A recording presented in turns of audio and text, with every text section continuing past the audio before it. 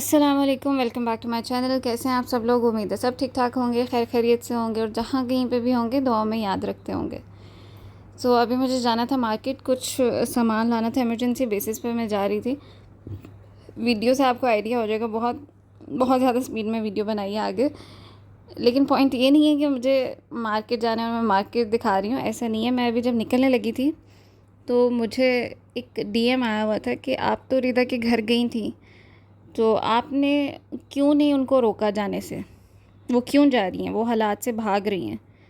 तो ऐसा बिल्कुल नहीं है कि वो हालात से भाग रही है। वो बहुत स्ट्रांग लड़की है, वो सारी सिचुएशंस को फेस कर सकती है और वो भाग बिल्कुल भी नहीं रही है। कुछ हालात ऐसे हो जाते हैं कि वहाँ पे इंसान को कोई फ़ाइनल डिसीजन लेना पड़ता है जो उसका अपना दिल ना भी कर रहा हो, क्योंकि इंसान हालात से तो लड़ लेता है लेकिन अपनों से कैसे लड़े? कुछ चीज़ों में अपने बीच में आके खड़े हो जाते हैं। तो फिर घर तो सबसे आगे आता है, अपने तो सबसे पहले होते हैं, अपना घर भी तो देखना होता है ना। वो हालात से नहीं भाग रही है, वो हर सिचुएशन को फेस करने की उसमें पावर है। वो बहुत स्ट्रॉन्ग है, स्ट्रॉन्ग हेडेड है। उसको पता है कि उसने लाइफ में क्या करना है, कैसे करना है, वो जानती है। लेकिन अगर उसने ये एक डिसीजन लिया है तो इसके पीछे कोई एक रीज़न नहीं है, बहुत से रीज़न हैं। अब वो 10 मिनट की वीडियो में कितना एक्सप्लेन कर सकती है? हालात से भागना कहना बहुत आसान होता है, लेकिन जो फेस कर रहा होता है उसको पता होता है कि उसके लाइफ के अंदर एक्चुअल रीजंस क्या क्या हैं, वो क्या क्या एट अ टाइम वो कितना कुछ फेस कर रहे हैं, कितनी चीज़ों के साथ डील कर रही है। हो सकता है उसके माइंड में ये हो कि यहाँ पे रह के अगर सिचुएशंस ठीक नहीं हो रही हैं तो हो सकता है वो वहाँ पे जाके ट्राई करना चाह रही हो कि शायद सिचुएशंस उसके फेवर में हो जाए। ये तो वो बेहतर जानती है ना कि वो कैसे अपनी लाइफ को लेके चलना चाह रही है। तो बेहतर है कि इस तरह के कमेंट्स पास करना कि जी वो भाग रही है, ऐसा अच्छी बात नहीं है। जो वो कर रही है अगर तो आप उसको लाइक करते हैं तो उसको उस चीज़ में सपोर्ट करें ना, कि वो जा रही है तो ठीक है, कोई बात नहीं है। वहाँ जाके ही हो सकता है सब कुछ ठीक हो जाए। बाकी यहाँ पे वो कितनी उसने स्ट्रगल की। यहाँ पे जॉब मिलना बहुत डिफ़िकल्ट होता है, फिर चाहे वो टीचिंग जॉब हो चाहे कोई भी फील्ड हो, बहुत डिफ़िकल्ट होता है। टीचिंग का तो एक क्राइटेरिया है ना, और स्कूल्स कभी भी फेक नहीं होते हैं। आपको पता है, आप स्कूल्स में जाओगे आपको जॉब मिलेगी, अगर आप उनके जो भी रिक्वायरमेंट्स हैं उन पे आप पूरे उतर रहे हो तो आपको जॉब मिलेगी। वहाँ पे आपको ये टेंशन नहीं होती कि ये फ़ेक होंगे। लेकिन यहाँ पे बहुत सी ऐसी कंपनीज़ हैं जो फ़ेक हैं, फ्रॉड हैं। आपको नहीं पता चलता है आपको कहाँ पे अप्लाई करना है, और ख़ास तौर पे जब कोई विज़िट वीज़े पे आया होता है। यहाँ पे कुछ कंपनीज़ ऐसी हैं जो फ्रॉड हैं। आपको ईमेल आती है, जो ये विज़िट वीज़ास पे होते हैं उनको तो कहीं से भी ईमेल्स आएँ या इंटरव्यू के लिए कॉल्स आएँ तो वो तो जाते हैं। इतना भी नहीं है, हम लोग एफ़र्ट करते हैं कि भाई हम लोग सर्च ही कर लें कि भाई कंपनीज़ रियल भी हैं कि नहीं हैं, उनके रिव्यूज़ ही पढ़ लें। रिव्यूज़ पढ़ने से इंसान को बहुत कुछ पता चल जाता है कि आपको इधर जाना चाहिए, आपको नहीं जाना चाहिए। इंसान भागता है इंटरव्यू देने के लिए। कुछ कंपनीज़ ऐसी हैं कि वहाँ पे आप चले जाते हो इंटरव्यू देने के लिए, फिर वो आपको एक फॉर्म देते हैं कि आप इसको कॉपी पेस्ट कर दें, लिख दें। उसके बाद आपसे पैसे मांगते हैं, आप पैसे दे देते हैं जी। वो आपको बोलते हैं आपको 3 दिन के अंदर अंदर कोई कॉल आ जाएगी, आपको वहाँ जाके इंटरव्यू देना होगा, वो आपको किसी भी कंपनी में अपॉइंट कर देंगे, आपकी जॉब लग जाएगी। और ऐसा हो भी जाता है, आपको कॉल आ भी जाती है। जहाँ पे आप जाते हो, जहाँ पे उन्होंने आपसे एक फॉर्म कॉपी पेस्ट करवाया होता है, वो आपसे चार्जेस लेते हैं उसके। वो बोलते हैं भाई 250 दिरहम पे कर दें। जब आप 250 पे नहीं देते हैं तो वो बोलते हैं अच्छा ठीक है 50 दिरहम जो फॉर्म के चार्जेस हैं आप वो पे कर दें। आप वो पे कर देते हो और वो आपको बोलते हैं अगर आपको कॉल नहीं आएगी तो फिर आपको ये पैसे वापस मिल जाएंगे। इस चक्कर में बहुत से लोग 250 ही पे कर देते हैं और आपको एक्चुअल में कॉल आ भी जाती है। लेकिन होता ये है कि अगर तो आप शारजा में रह रहे होते हैं तो आपका इंटरव्यू वो अबू धाबी में रख देते हैं। अगर अबू धाबी में रह रहे हैं तो आपका इंटरव्यू अलैन में हो रहा होता है या शारजा में हो रहा होता है। और फिर आपकी जॉब भी इसी तरह से, अव्वल तो जॉब लगती ही नहीं है क्योंकि ये फ़ेक होता है।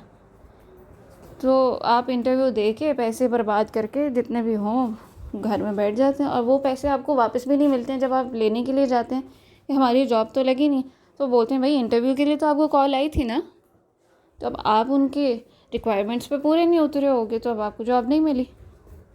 ऐसा होता है। मेरे साथ ऐसी एक स्टोरी हो गई हुई है, अपना एक्सपीरियंस मैं आपके साथ शेयर करूँगी कभी। लेकिन बताने का मकसद कि यहाँ पे जॉब मिलना आसान काम नहीं है। और बस इतना ही नहीं है, यहाँ पे बहुत फ्रॉड है, जॉब्स के मामले में बहुत फ्रॉड है। आपको जॉब्स मिल जाती हैं, फिर आप एग्रीमेंट्स पे जब साइन कर देते हैं तो एग्रीमेंट से पहले कुछ बयान होता है कंपनीज़ का, जब एग्रीमेंट साइन हो जाते हैं उसके बाद कुछ हो जाता है, क्योंकि अब तो कुछ हो नहीं सकता, आपने तो साइन कर दिया हुआ है, आपका एक कॉन्ट्रैक्ट साइन हो गया कंपनी के साथ, फिर आपको हर हाल में वो टाइम पूरा करना ही है। और फिर पासपोर्ट्स भी ले लिए जाते हैं, और अगर कोई लीगल तरीके से कोर्ट में जाता है, लेबर कोर्ट में, तो एक बहुत लंबा प्रोसीजर हो जाता है। उससे आपको पासपोर्ट तो मिल जाता है वापस, लेकिन फिर आप कैंसिल हो जाते हो, कंट्री वापस जाते हो, फिर एक दोबारा से सारी एफर्ट स्टार्ट हो जाती है, फिर दोबारा आना है, कैसे आना है, फिर जो पैसे लगे होते हैं वो भी बर्बाद हो जाते हैं। बहुत मुश्किल है जॉब मिलना, लेकिन जॉब्स मिल जाती हैं। फ़ेसबुक से बहुत आसानी से जॉब मिलती है यूएई में। फ़ेसबुक पे अगर सही तरीके से सर्च किया जाए, जिन जिन जगहों पे जॉब्स होती हैं, अगर उन जगहों पे सही तरीके से सर्च किया जाए तो आपको फ़ेसबुक से बहुत आसानी से जॉब मिल जाती है। मुझे फ़ेसबुक से एक दिन में जॉब मिली थी। उससे पहले की जो एफ़र्ट थी इंटरव्यूज़ देना, जगह जगह पे जॉब ढूंढने के लिए जाना, वो तो एक बहुत लंबी स्टोरी है। मैं भी एक ऐसी फ्रॉड कंपनी के हाथ लग गई थी, उसके बाद भी बहुत सीन चले थे, लेकिन जब मैंने फ़ेसबुक पे सर्च किया था तो मुझे सिर्फ एक दिन में जॉब मिली थी। मैंने आज सर्च किया जैसे, तो मुझे उसी टाइम मैसेज आया था, नेक्स्ट डे इंटरव्यू था, 2 दिन में ट्रेनिंग हुई, और विदिन 1 वीक मैं अपनी जॉब पे थी। मैं कभी नेक्स्ट वीडियोस में आपको बताऊंगी इस बारे में भी सारी डिटेल्स, कि कहाँ कहाँ पे अप्लाई करना चाहिए, कहाँ पे नहीं अप्लाई करना चाहिए, कैसे पता चलता है कि कौन सी कंपनी रियल है, कौन सी फेक है। आप जो कॉन्ट्रैक्ट साइन कर रहे हो उसको साइन करने से पहले क्या क्या चीज़ डिस्कस करनी ज़रूरी है। आपको कॉन्ट्रैक्ट नहीं देते हैं कि आप लेके जाओ, किसी को दिखा लो, किसी से बात कर लो, उसी टाइम आपसे कॉन्ट्रैक्ट साइन करवाते हैं। तो बहुत सी चीज़ें आपको खुद उसी टाइम देखनी पड़ती हैं। इतना उस टाइम प्रेशर होता है कि भाई साइन करें और बस जॉब पर लगें, तो इंसान कॉन्ट्रैक्ट सही से पढ़ता नहीं है, जबकि उसमें बहुत सी टर्म्स एंड कंडीशंस होती हैं, वो आपको पढ़नी चाहिए और अपनी टर्म्स भी रखनी चाहिए। अगर इंटरव्यू देने के बाद, सिलेक्शन के बाद आप इस लेवल पे आ गए हो कि आप कॉन्ट्रैक्ट साइन कर रहे हो कंपनी के साथ, तो आप कंपनी को पसंद हो ना, तो आपको अपने भी टर्म्स एंड कंडीशंस रखनी चाहिए, जो उस टाइम इंसान नहीं रखता। बहुत सी चीज़ें होती हैं यहाँ पे, ऊपर से जो नेट पे सर्च करके, गूगल सर्च करके बस आते हैं ना जॉब्स के लिए, उनको ये अंदर की बातें नहीं पता होती हैं। जो लोग यहाँ पे जॉब्स करते रहे हैं या करते हैं, उनको पता होता है। एनीवेज, अभी मार्केट से तो फारिग होके निकल गए थे हम लोग, तो अभी घर जा रहे थे। यहाँ पे किसी ने हमें बताया था कि पास में ही एक मॉल है, उसमें बहुत लाइटिंग वगैरह हुई है, तो मैंने सोचा देखते तो जाएं अभी किस चीज़ की लाइटिंग हो रही है।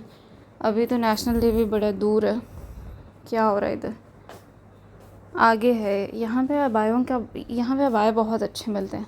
पूरे यूएई में आप चले जाओ, अबाया की प्राइस बहुत हाई होती है, आपको बार्गेनिंग करनी पड़ती है, लेकिन यहाँ पे एक फ़िक्स प्राइस है। इधर मॉल में आपको उसी रेट पे अबाया मिलता है, 100 मैक्सिमम 120, अच्छे अबाया मिलते हैं। वही अबाया आप किसी और मॉल में जाके देखेंगे तो आपको 550-600 दिरहम इतने में मिलता है। चलें जी, आज की वीडियो बस इतनी सी थी, यहाँ तक की थी। उम्मीद है आपको पसंद आई होगी। आई हो तो वीडियो को लाइक करें, शेयर करें, कमेंट करें, चैनल को सब्सक्राइब करें, और अपना बहुत ज़्यादा ख्याल रखें, दुआओं में याद रखें। अल्लाह हाफ़िज़।